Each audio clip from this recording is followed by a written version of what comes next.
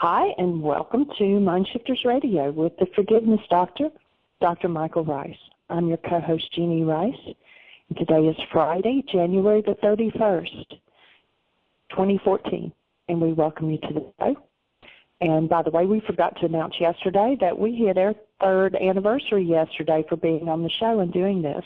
That's awesome. Our calling number is 646-200-4169. Press 1, and that puts you in queue to talk to us. And we would love to hear your comments and your questions because that makes this your show. And today is Aramaic Friday with Dale Hoffman. And first, let's welcome Michael Ryce.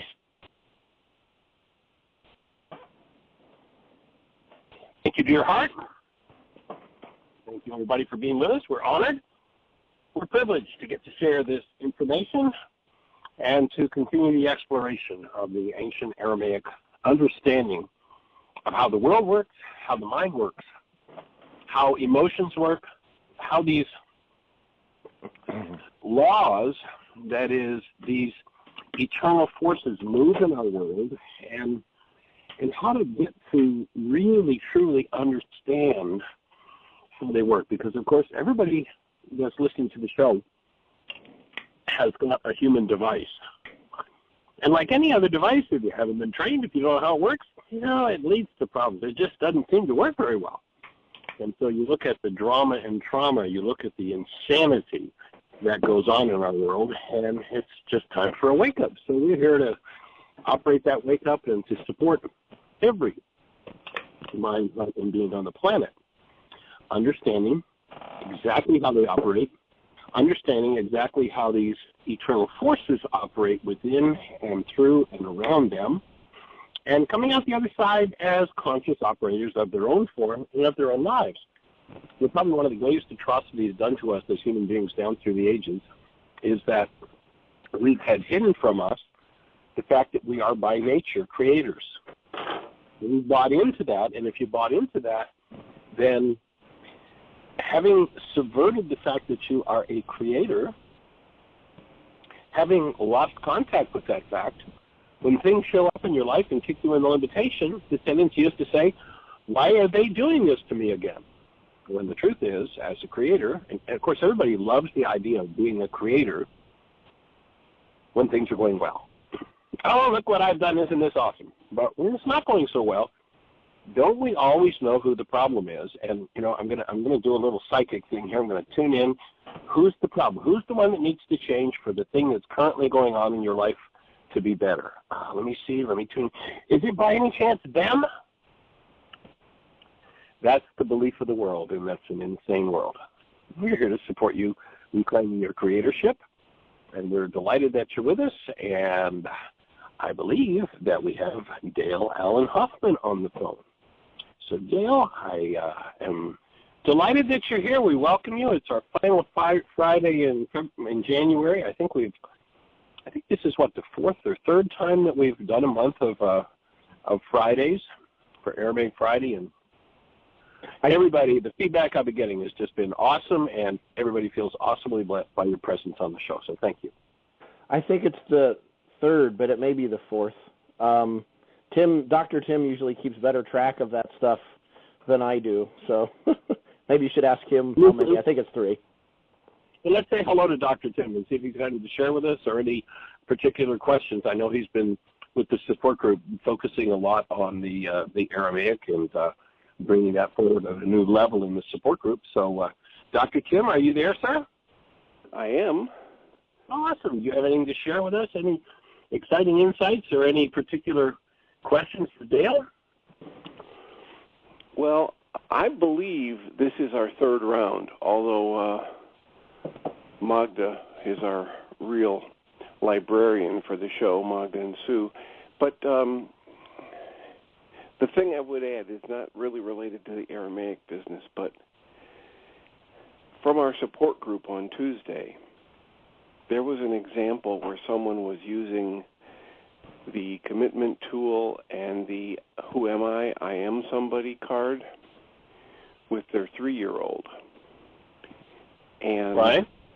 In the middle of one of the worst days she's had since the last 6 months she's been coming to the group, she made her 3-year-old sit quietly in a chair and just watch her and not touch what she was doing. And the 3-year-old was just itching to go over and touch what she was doing. And she sat there working on her project thinking she's a horrible parent because she was being so mean to her 3-year-old.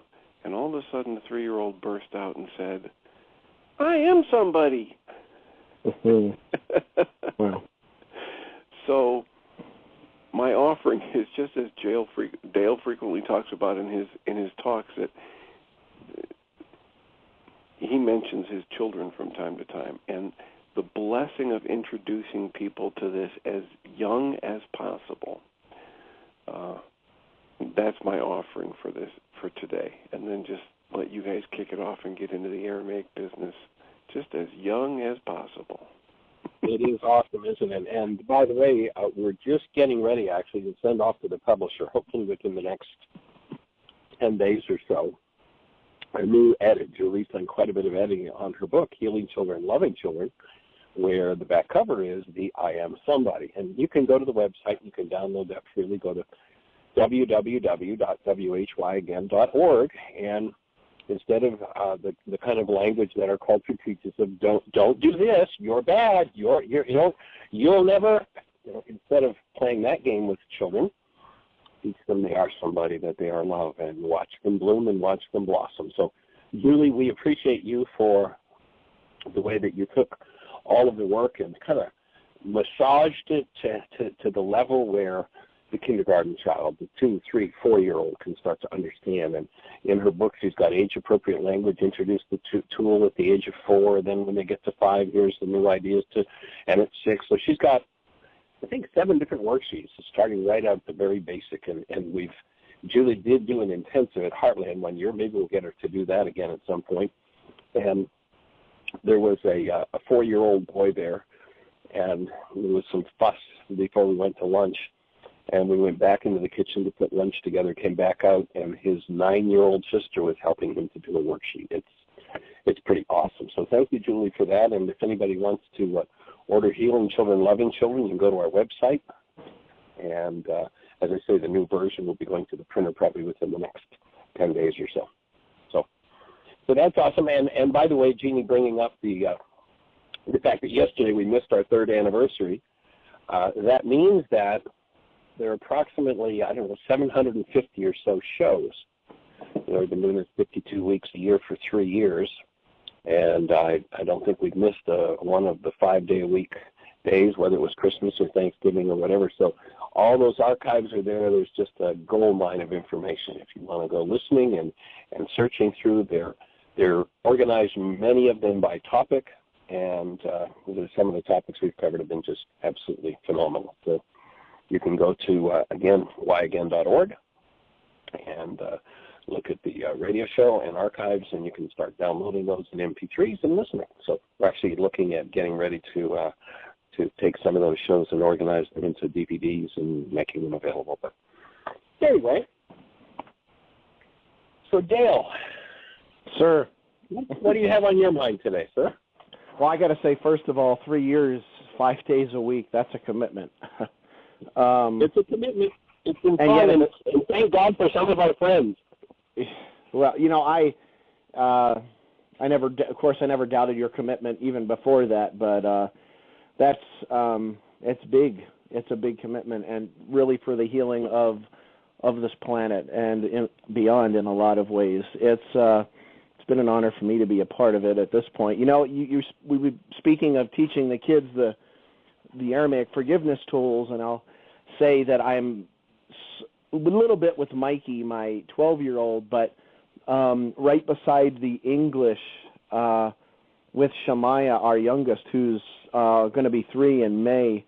I've been laying out the Aramaic, the Ashuri. Awesome. Yeah, it's the Ashuri, which is Aramaic, Hebrew. It covers both the letter writing and starting to work with those letters, and going to start basic with letters and then go to numbers, and then along with Steve Caruso, who's the preeminent Galilean Aramaic knowledge guy on the planet.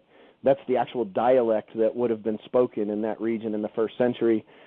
he's doing the same with his kids. So I'm kind of mirroring that, and it'll be kind of neat to see how she grows up with two languages, including one language that's 2,000 years old, that particular dialect is really close to basically being what people would call dead. It's funny, people think Aramaic is dead, and it's like you might want to check your... I hear that all the time. Oh, yeah, it's a dead language. It's like, well then you might want to define dead, because there's actually quite a few people still speaking at least forms of it today. So I'm excited about that with Shemaiah. And it's funny, too, after you have two children and then there's a space and then you have chance for one more, after you've become a bit more conscious and understand the parenting process a bit more and forgiveness, it's been quite a different experience raising Shemaiah at this point, especially now that she's into the, let's just call them her beautiful twos and leave it at that. But, yeah, her energy is through the roof. And it's been interesting to be able to be conscious enough to know that when I'm about to launch off, to catch it before it happens and realize that, hey, guess what? It's not her. It's in me, and she's just triggering it. And she's quite a talented trigger, I'll just say, catalyst. So it's a beautiful process. Like you used to say to me that, you know, whatever you haven't dealt with, your children are going to give it right back to you, show it to you in, you know, living color and full Dolby sound. And I'll say it's, you know, probably Blu-ray quality, if not beyond, and on sound it's 5.1 surround sound, if not more, because it's quite a learning process, and it's really beautiful. And it's one thing to be out there talking about it. It's another thing to actually live it. Well, it'll be interesting to see if Shemaiah has the leaning and the purpose of a scholar in the Aramaic world, because if you're raising a young one in that language, and that's her purpose, if that fits for her, it would be pretty awesome to see how she will touch the world. The seeds that you're sowing, the tools that you're sharing with her, and what she might do with it if that's her the purpose she came in with. And from everything you've told me, it sounds like it very well might be. It's exciting. I mean, when she was born, there was no amount of English sort of there. None of that seemed to really do much. Like when she was first born, she was very still. She was born in the caul with the veil over her face in her full amniotic sac, which had broken but not ruptured to the point where it had fallen apart. It was still surrounding her when she came out, large portions of it. And she was just completely quiet. And they got the stuff out of her nose and her mouth, and still very quiet. And as soon as maybe like give her right to Loretta, as soon as the nurses took her a few minutes later, she immediately starts screaming and screeching. There's no amount of English. And then I said a few things to her in English, you know, no big deal. And then I leaned over and I just started speaking the Lord's Prayer in Aramaic to her. And she locked right on my eyes. I'd never had that experience before with Mikey and Lucinda, you know, 10, 12 and 14 years ago. It was like, you know, it took a few weeks for them to have that focus. And I've been hearing about a lot of kids that have been born that have that kind of focus really early on. And it's still, if she's upset, one of the things I'll often do is just hold her against myself and breathe deeply and do a little bit of like toning, a little bit of Aramaic toning. And she just completely centers. There's some sort of resonance. So without wanting to obviously force anything on her, if it's why she's here, it should be, you know, quite obvious at some point, and it's exciting. But even if that specific thing is not what her earthly purpose is, I'm excited just to give her the base of it. And as I've been doing a little bit more with Mikey than Lucinda. Lucinda's 14, she's sort of in the talk to the hand phase right now, so it's a little different. All right. You mean she's giving you opportunities to learn forgiveness too? How cool is that? Yeah. Yeah. So, and it's amazing too. I mean, Lucinda is exactly like me. What that means is that she's hyper intelligent. She's able to kind of, if she's got a vision, then and something sort of there's a roadblock in the way, she's very adept at recalculating and getting around, and now what we're doing is working with her on getting through it rather than going around it. So actually processing it so that the same roadblocks don't keep popping up over and over and over again. It's a different way of looking at life. in terms of the normal way that we have today, which is so schizophrenic and bizarre, actually, the way things have become. It's interesting to see kids, when the light bulb goes off in a situation where they would have gone completely haywire, to be able to catch it in the moment and take a step back and take a breath and say, hey, wait a second here. Yeah, I have a choice in how I can either react or respond with this situation. And it's amazing to see your own children take the step back and catch it before it happens. And then after a while, they've done so much processing that it stops happening.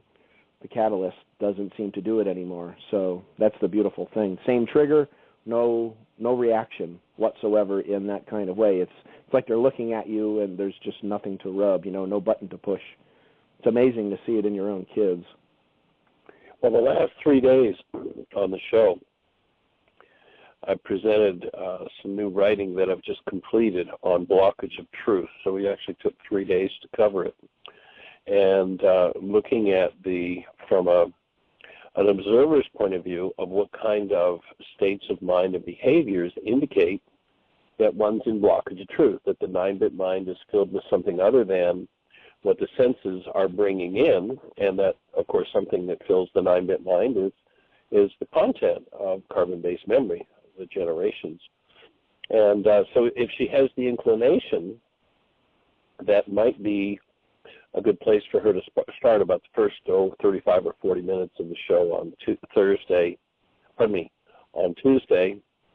And then Wednesday's show, we did another piece, the latter part of it, and then Thursday, we spent the better part of the day yesterday on blockage of truth and its effects.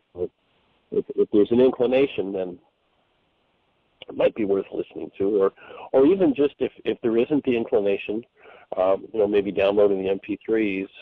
And I think from the past, when I've been around your kids and such that listened, and I have somewhat of a connection, and so maybe just hearing my voice with it, just playing it in her environment, even if she's not paying attention, might help her to open that space and drop the hand and really let the people who cherish her in and support her.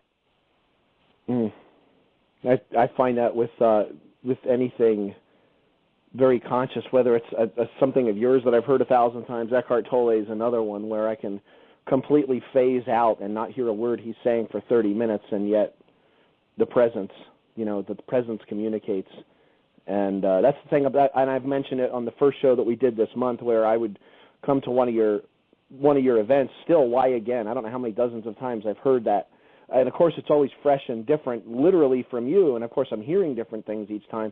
But I always sit in the back of the room, and I'm almost sitting on my hands because I want to leap up and yell, yes! It just completely lights me up. And it was like that the first time, and it's like that every time that I hear it, whether it's a DVD, CD, or live. It really lights me up. So. Right. It's kind of interesting to hear somebody who's done the whys. This happened to me at workshop once, and they're invited again. They'll say, oh, I've already done that course. And it's like, right, okay, you've had the course. People might say, well, Michael, you must be a slow learner. After 45 years of delving into and understanding, teaching this stuff, and we're probably going into about 35 years of the first worksheet that we put out in the first Why workshop. The brain cells are still coming fast and more urgently and deeper than at any other time in my years of doing this work. I get to comprehend it on a whole new level. So when somebody tells me they've already got it, it's like, okay. Or it's another fun thing is, oh yeah, I knew that.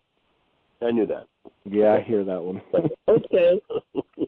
A lot of people, what I'll sometimes hear is, I already know everything you're saying, but it's nice to hear it again. I was like, okay, that's nice. Yeah. I get that all the time. That all the time. I just smile, and that's nice. That's good. Yep. So It's not about hearing it. It's about living it. It's about putting it into practice. Like you say, putting the pen to the paper. There's one, aspect of the first 2/3 of the Why workshop is basically learning the tool, but the real, tofu and potatoes is in the last third, which is putting the pen to the paper, and people go, oh, okay, hold on a second here. And then always watching, usually very often the people that do it the first time getting stuck on that canceling the goal thing. They're like, all right, hold on a second here. Cancel what I want? What if it's positive? What if it's a good thing? That's definitely a common theme in it. So, and that's another thing, too, I think that's a part of when someone comes up and they're like, well, I've already heard all this before.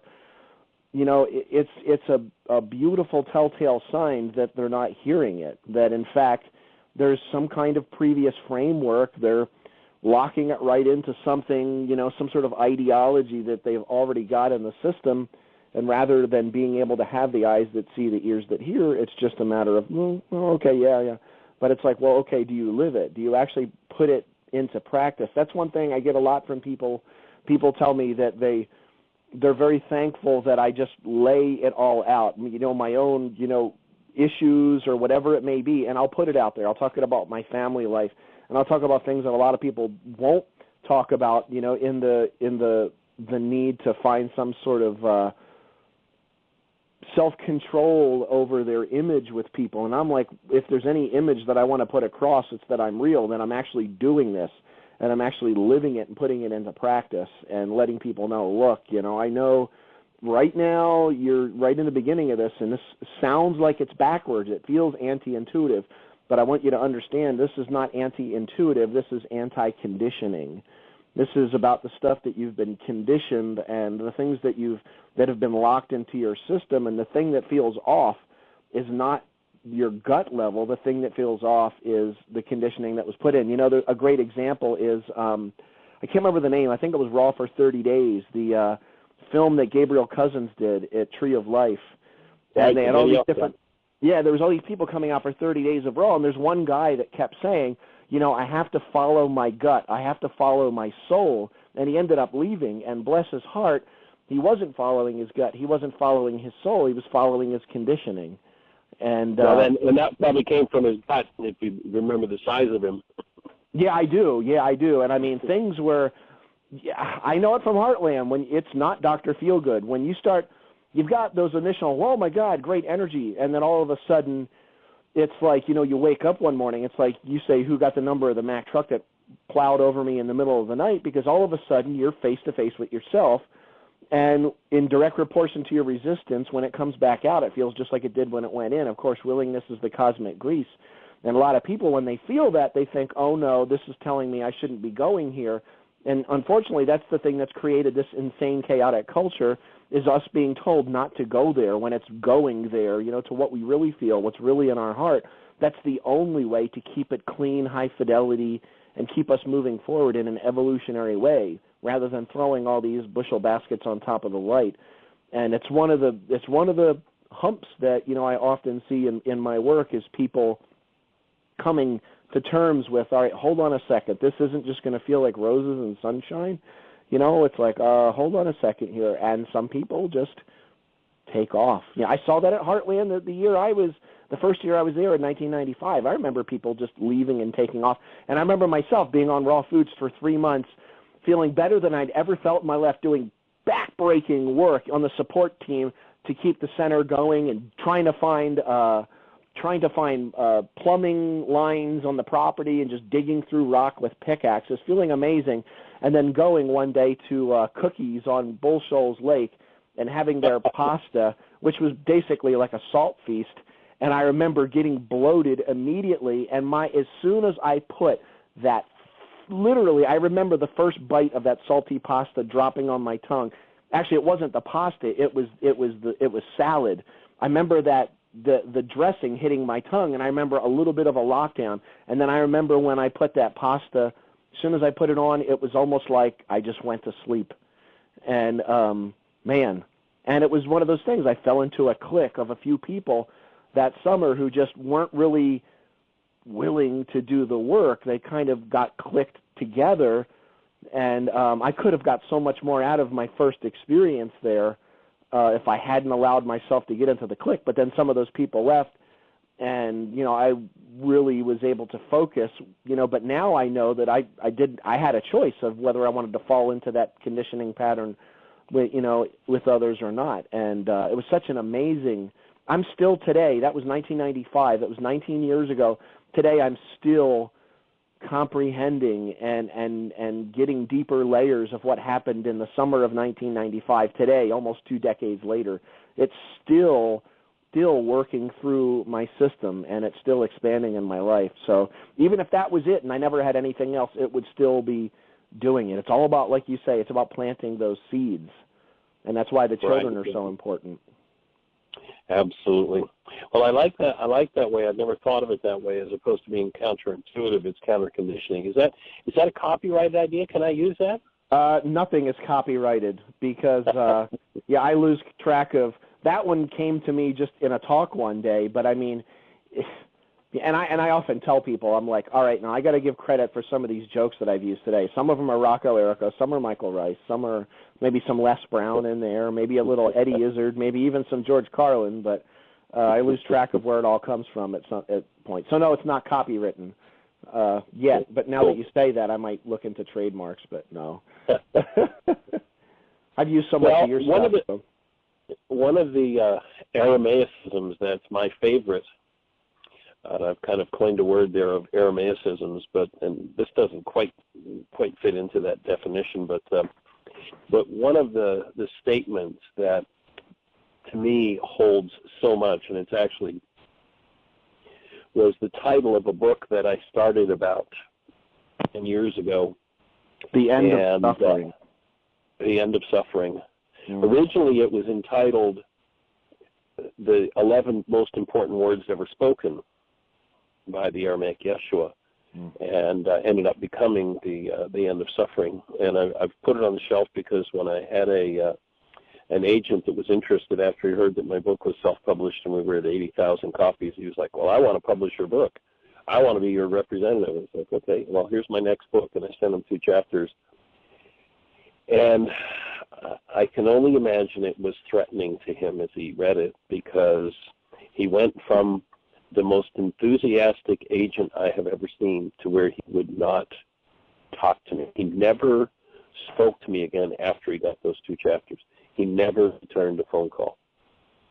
And I think it just threatened too much. But the 11 most important words ever spoken to me, or for me, are the words followed the expression that Yeshua gave of what the first law was, where he says, you must have Rachma for the Creator, for your neighbor, for in order to maintain self. And then the words that are important are, for upon this and all its profits.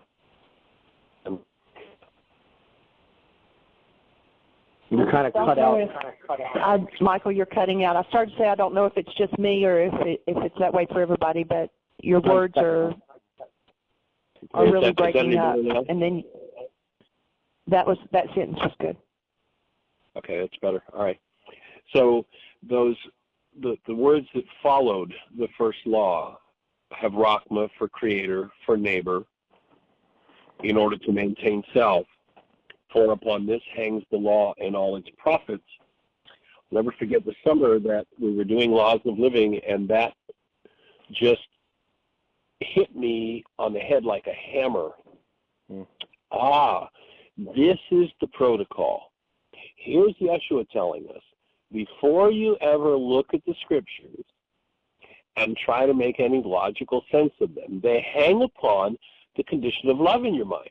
If you're not coming to it with the condition of love, then you're going to distort and destroy it. And we've had so much distortion and destruction from scriptures. You know, there are many people who talk about the beloved King James Version of the Bible. If you look at the guy who set up the rules and was the head of that translation project, this is a guy who, just in the short form, one piece of information, when there was a preacher that disagreed with him, he had the guy thrown in prison naked in an open cell, that is, there was no ceiling on it, and it was in the winter with rain and snow coming down on him, and left him there for 3 months, naked. And then, when it came time for a trial, the guy was so sick, he could not come to his own trial, And the sentence was that he was to have his nose split in two and be imprisoned for life. And so this is somebody who, if this is an example of Rachma, and we've got an accurate translation out of this guy, make mine vanilla. Yeah. But the importance of that. So I'd love for you to just take that whole statement from the beginning, the Rachma, talk a little bit about that from your studies and your perspective, the creator, neighbor, in order to maintain self, and then for upon this. I'd just love to hear your thoughts on it, Dale. Well, you know, the two commandments, as they're often called, they show up in three different places. It's in Matthew, Mark, and Luke. It's in slightly different forms in each of the three places. It also, in two cases, it's Jesus saying them, and of course he's being tested. He's being tested by a scribe. And in one of the three cases, what it is actually Jesus saying, well, you know, you say it to me, how do you read it, essentially? And I'm looking, actually, let me see. So, yeah, it's in Mark that the scribe says it back to him. No, okay, it's the Gospel of Luke. In all three cases, it's basically the same things. It's basically the same words. It's just in one case the scribe says it to Jesus, in the other case it's Yeshua saying it back. He says, of course, probably in the most quoted version is probably the one from Matthew, and I've got it open right here in front of me just to make sure that I'm giving the information across perfectly. To love the Lord your God with all of your heart, all of your soul, and all of your strength. And so in Aramaic, what we've got is Detrakim Lamaria Allahach, to love the Lord your God. That's what it's translated as, Mein Kula Lebach, with all your heart, Wa Mein Kule Nafshach, with all of your soul, Wa Mein Kule Chaylach, with all of your strength, and Wa Mein Kule Rayanach, with all of your mind. And one of the things that's most important about all these is that we have these modern translations that people just don't realize that when they're thinking of the Jesus teachings, they're not thinking of something that almost in any way resembles the 2,000-year-old system of understanding. They're actually understanding it from the Middle English King James perspective. Lord and all these words, Lord, verily, assuredly, these are all words that were never spoken back then. The reason I know that is because they didn't exist. So when looking at those, the first, love the Lord your God. When I hear that word God, what's important about the word Allah, I say this all the time, is that in Aramaic, God is not a power that's outside. God is not some kind of being that is separate from you in the clouds or anywhere. Like in a lot of New Thought teachings, I hear people say God is everywhere present. I'm like, okay, if God is everywhere present, what are you saying? They're like, well, there's no place that God is not. Okay, then you're saying, well, that everywhere you look, you're going to find God. Okay, what are you saying? What you're saying is God is all that exists. If you look at that word Allah in Aramaic, God is not something outside. God is not. If God is everywhere present, then God is everything. And that word, Allah in Aramaic, literally means the absolute only being, the oneness of everything. That, you know, even of all the universes and multiverses and cosmos, they're all part of one singular system of being, and there's nothing outside that being. So anything manifest or non-manifest, anything that can be thought of, comprehended, experienced, whatever, it's all God. And it's like the two commandments don't work without the understanding that you are the one, whatever God is, I am. If you don't get that, then you have no chance of understanding what Yeshua said. And then he goes on, the main kula lebach, with all of your heart. Leba or liba is the word heart in Aramaic. Heart is that word, and we talked about it last week. It's the place where thought and feeling come together. It's like, look, I understand you say this, and you say you feel that, and you think that. But how do you really feel? What are you really thinking? Do you understand that your feelings are literally brought into being directly from your thoughts. That if your thoughts are in harmony with Rahma, or with Ruha, with those eternal forces, if your thoughts are in harmony with that, then you have a life of harmony. If your thoughts are out of harmony with that, with the hostility and the fear, then everything that you bring into being from your heart is going to be based in hostility and fear. Understand that. There's heart. The next one is all of your soul. Interesting, because that word soul in Greek is psyche, which means soul. So when you hear psychology, psycheology, it originally meant the way of the soul. I think we really lost that one along the way. But that word soul, which Michael knows very well, is nafsha. Nafsha that's nefesh in Hebrew or nafs in Arabic. Nafsha, literal black and white translation, straight off the page in black and white, is breath of life. Love the one absolute only being of which you are an emanation, a part of, with all of your heart, your thought and feeling, with all of the breath of your life. And this next one's interesting. It says with all of your strength. Now that word strength in Aramaic, chayla or chaylach. Chaya is the word when Yeshua said, I come to give you life and give it abundantly. That word life is chaya. The word for temple, he called our body the temple. He called it the haikla, which means literally a gathering of energy. The word for church or sanctuary, one of the words is haikla, temple. That word chaya literally means conscious life energy. I come to give you conscious life energy and give it to you in abundance. Really what he's saying is I come to reveal, not give, but I come to reveal, to add unto your comprehension of the realization of the conscious life energy that literally expands and courses through you. Now, when you hear that word chaylak, we think of it in modern terms of strength in terms of hold on, like hold on to Jesus. Here's the problem with holding on to Jesus. Number one, 99.9% of the people, bless their hearts, who spout different things about Jesus have never met Jesus before. I know they're having what they feel are profound, deep, loving experiences. And I'm not saying they can't have them. What I am saying is what's actually there in the earliest writings, and that even includes in some of the Greek, is so completely different from the way we understand those teachings today. And I'm telling them, look, all I'm saying is I understand you feel great, you think that's great. I'm not challenging that. What I'm saying is listen to what I want to share with you. I just want to show you a different way of looking at this that's 2,000 years old, much closer to the source rather than only 400 years old from that King James understanding. So that word chaylak, though, it doesn't necessarily mean a strength with which you hold on. And here's the thing I'll say.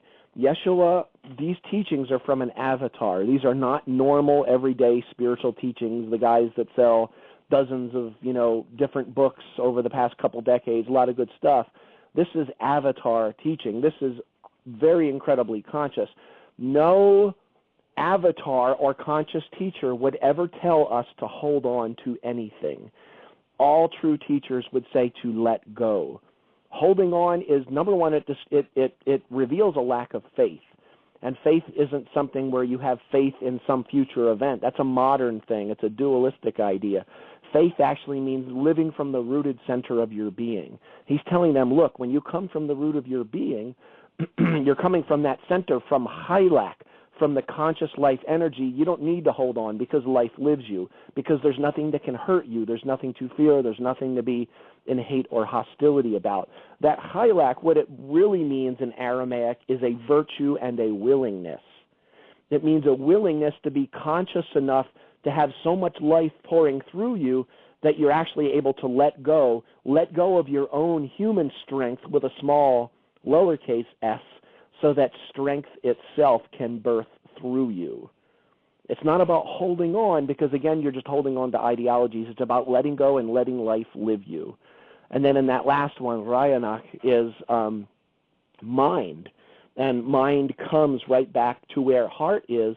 Mind is, we think of mind and we immediately point to our head. Now that Rayanak in Aramaic, or the Raya is an interesting word because Raya is also a word that's used for shepherd. It's a place of gathering. It's a place where everything comes together, the place where everything comes into either a point of coherence or incoherence, which is a very interesting thought.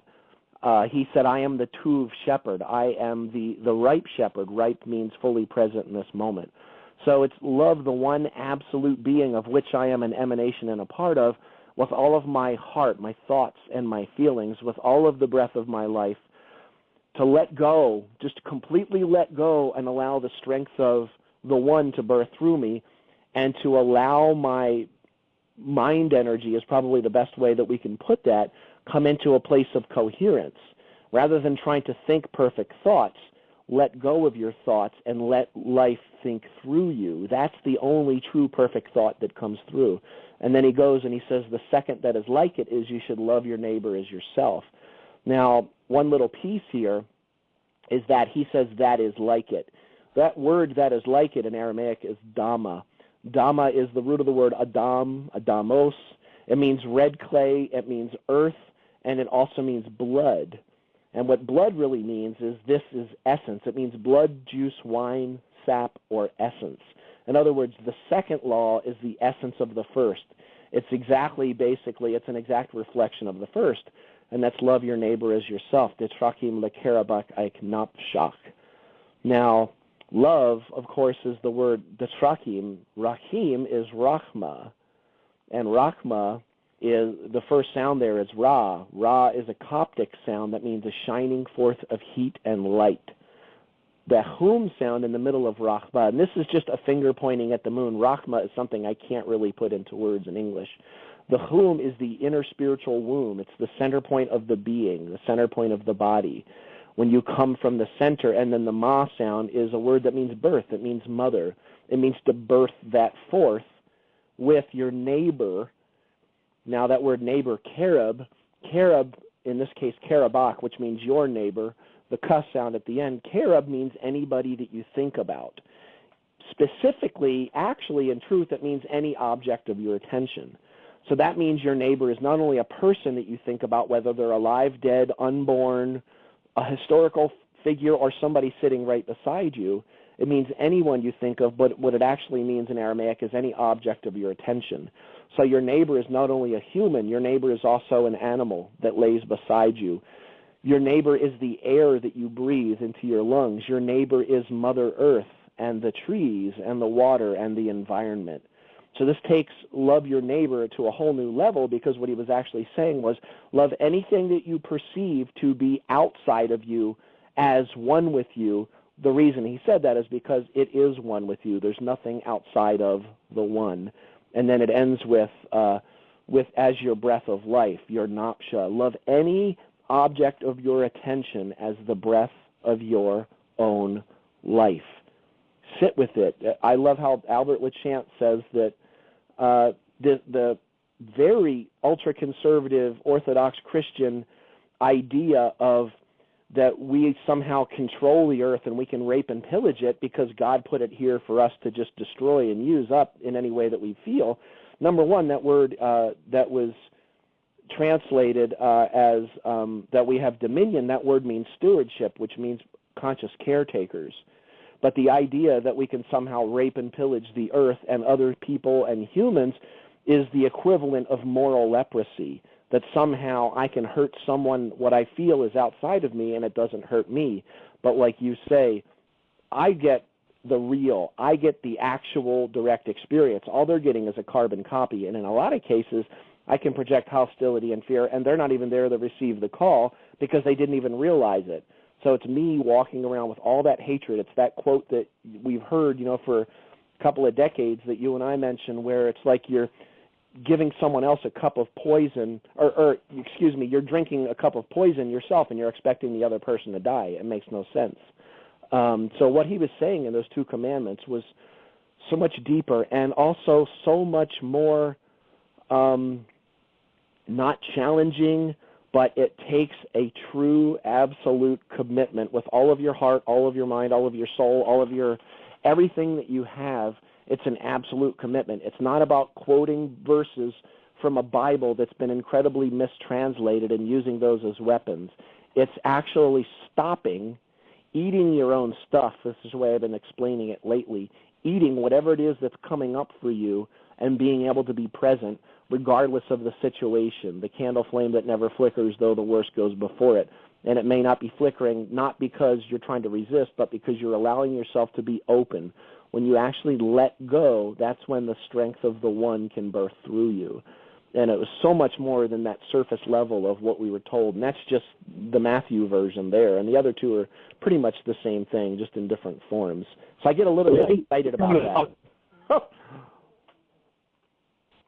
Thought here, Dale. One of the things I talk about often, and remind people of often, is Vladimir Lenin said in his writing as he formed the whole communist philosophy, that the way to destroy a culture was to change the meaning of its words.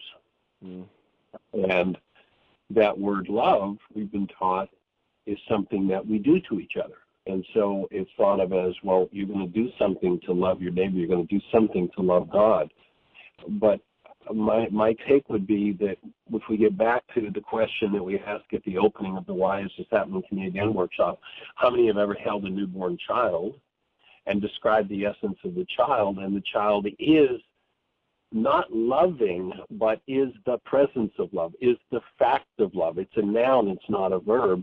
And what I hear Yeshua doing in this passage is telling us to... Michael, you just disappeared.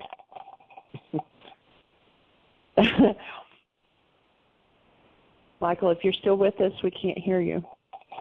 That's how you hook people to tune into the show tomorrow. Is that how you do it? Here's the total secret to life and health and prosperity, and all you have to do is... And he just did it. He did it. So, Dale, have you ever been through the Way of Mastery? With JM? No, I haven't, no. Well, that's another one of those things where it's so many layers to it that the woman who introduced me to it dropped her body the Sunday before last, so I've been going through it again in her honor. And I was driving this morning listening to that, and this piece just clicked in at a whole new level, and I've probably listened to it 30 times, read it or listened to it 30 different times, and I'm going to be going back and listening to this show many times because there's so much in what you said. Even though bits and pieces of it I've heard from your different talks, it's just striking me differently today. So thank you for that. Oh, absolutely. And I would love to help JM in his work, especially with the Aramaic, because I get his emails and I've got some of his DVDs and things, and I love his work. It's amazing, but unfortunately he gets a lot of things wrong with the Aramaic. He puts he'll use the wrong words in a lot of cases. He'll actually use an Aramaic word that means the opposite of what he's saying. And I've extended my hand out. I've messaged through their website and a bazillion times, and then I just sort of let go. I thought maybe he didn't want the help. I don't know, but maybe the message hasn't gotten to him. But I'd love to be able to help him out with anything he needed in terms of translation to make sure that it was accurate. Because unfortunately what will happen is people will miss the work thinking that he doesn't know what he's talking about, but he does know what he's talking about. Just because he's getting the Aramaic words wrong doesn't mean that what he's saying isn't valid, because I love what he's doing. Well, and that's part of what I'm talking about, and I think Michael doesn't get into it for the same reason, because this work was ostensibly channeled through Yam, and as I listen, it's like your work and Michael's and Guy Finley's stuff, it just flows. And this is the only book I've ever picked up, aside from maybe a Krishnamurti book, that strikes me as a fractal. And so within the first chapter, as I go back and listen to it the 30th or 40th time, I'm listening to a line and I say, wait a minute, that's the key of lesson 9. Wait a minute, that's lesson 14. That comes right out of lesson 4. I'm in the third lesson, and I'm hearing stuff from the 23rd lesson. So it's just a beautiful piece of work. It's separate from this other stuff that he's doing now, where he's trying to interpret from the ancient Aramaic. So that to my mind, the way of mastery, or the three books. He has said they were never intended to be put together. The way of the heart, the way of transformation, and the way of knowing were intended to be three separate works, and you master one before going on to the other. And the point of the whole process is to birth the mind of Christ within yourself. Exactly. Yeah. And I apologize for my phone cutting out, but the point I was making is ties right into what you just said, Tim, and that is that it's not only birthing the mind of Christ, it is rebirthing or bringing back into expression through the form the original state of being, which is love, the noun. We are love. And so it's not Yeshua saying, well, you should love that, you should verb that person, you should love that person, but rather you gather your own human essence in your own human life, and you live as that in the presence of any thought or feeling you have about the Creator and any thought or feeling you have about neighbor. And when you are able to do that, then you have preserved or brought self, the truth of who we are, love, into full expression.